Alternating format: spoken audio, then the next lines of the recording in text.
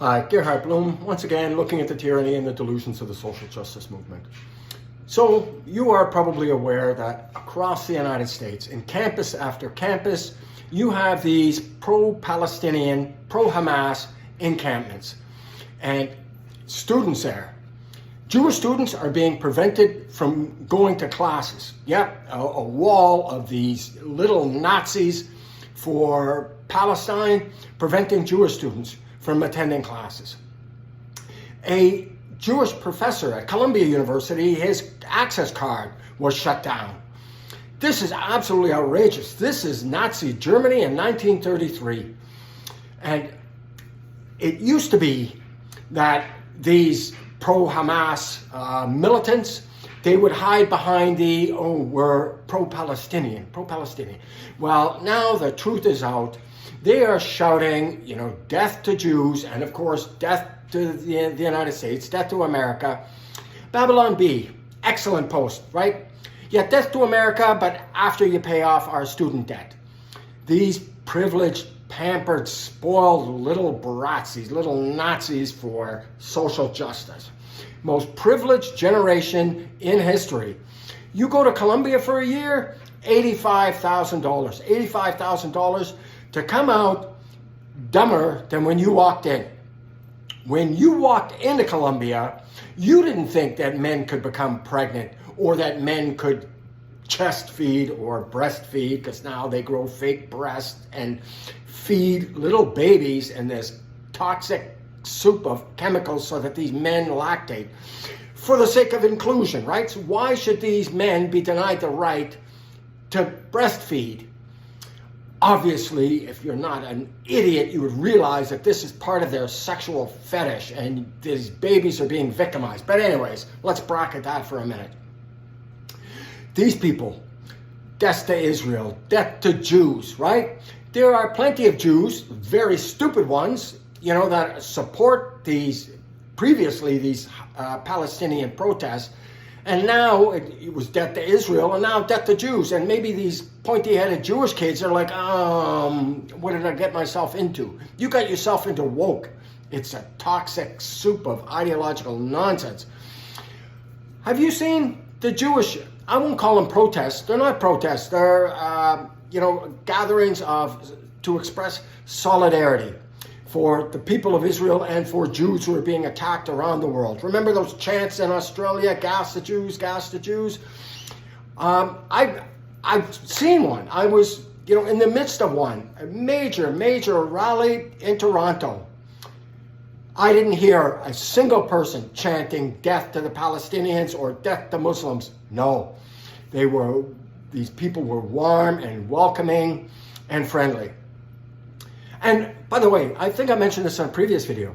While this rally was being set up, there was only a handful of people, a handful of Israeli flags. God bless them, because it takes real courage.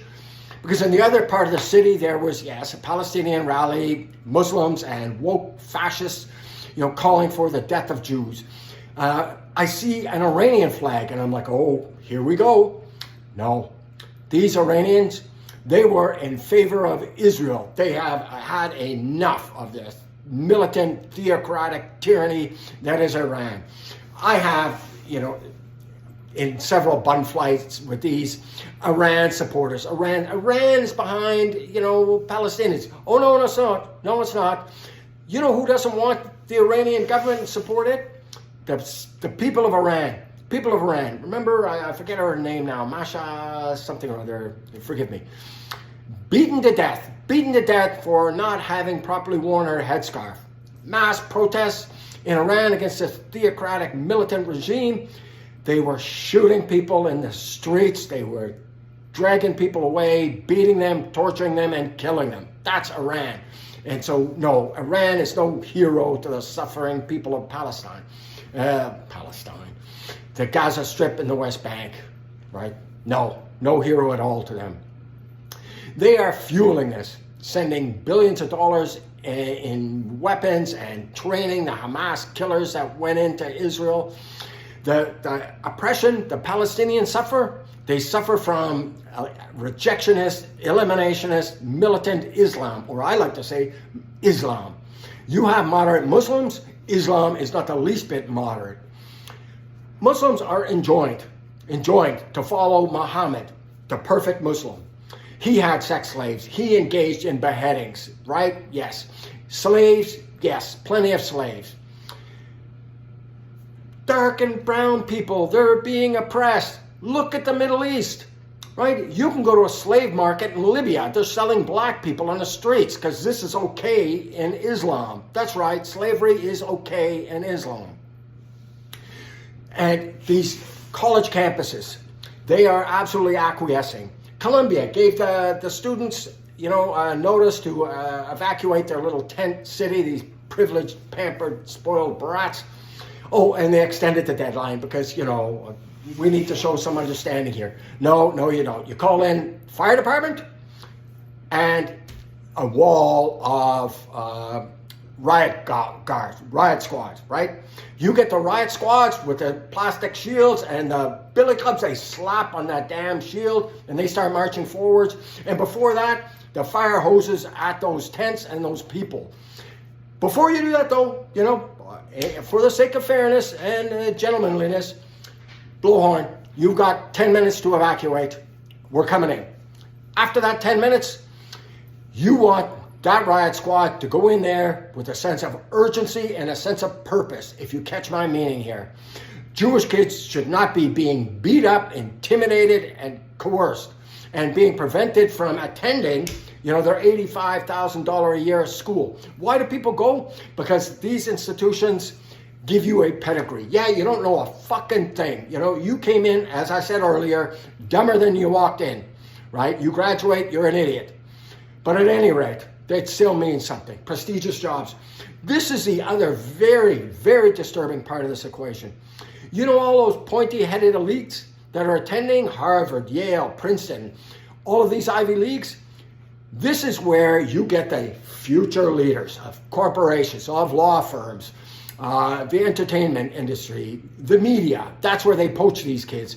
And that's how these institutions, everyone has become ideologically captured, because the minute you hire these little bullies, they start to cry bullies, right?